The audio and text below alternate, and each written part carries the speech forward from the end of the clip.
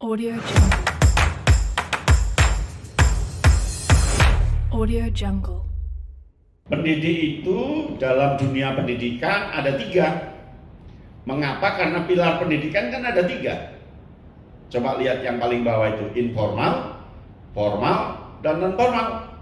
Di dalam informal pasti ada pendidik, di formal pasti ada pendidik, di non formal pasti ada pendidik. Di informal pendidiknya bernama orang tua, di formal pendidiknya bernama guru, di non formal pendidiknya bernama pembina. Jadi pendidikan kepramukaan karena dia termasuk kategori non formal, pendidiknya dinamakan pembina. Oleh karena berbeda pendidik orang tua, guru, dan pembina, maka karakteristiknya berbeda. Orang tua mendidik anak di rumah, dari sisi setting, dari sisi konteks itu rumah. Guru mendidiknya di sekolah, pembina mendidiknya di alam terbuka. Nah, dari sini berarti orang tua tahu tentang apa itu rumah, bagaimana rumah itu, situasi rumah seperti apa, itu orang tua pasti tahu. Guru pasti tahu apa itu kelas, bagaimana cara mengelola kelas, bagaimana cara mengelola pembelajaran secara formal. Nah, pembina pasti akan tahu apa itu alam terbuka, mengapa harus di alam terbuka, bagaimana mengelola alam terbuka. Nah, ini yang harus diketahui oleh adik-adik calon pembina. Yang kedua, orang tua di pendidikan informal itu punya tugas mengasuh. Karena mengasuh, ya memandikan, gendong, menyuapi, kemudian nuntun, nyiumi, nyayangi, dan seterusnya karena sebagai pengasuh. Nah, di sekolah, guru sebagai pengajar, berarti tidak boleh seperti pengasuh. Maka guru nggak boleh gendong muridnya, nyiumi muridnya, dan seterusnya. Kalaupun terpaksa nggak apa-apa, tetapi tidak boleh. Kalau ada guru nyiumi muridnya, memperkosa muridnya, berarti bukan guru.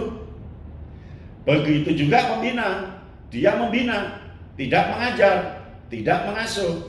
Berarti pembina itu tidak boleh mengajar, tidak boleh menjelaskan tentang kepramukaan tanpa melakukan, tidak boleh gendong yang dibina, nyiumi yang dibina, dan salah kaprah alasannya kedekatan pembina dengan peserta didik. Tidak boleh, karena memang koridornya beda-beda.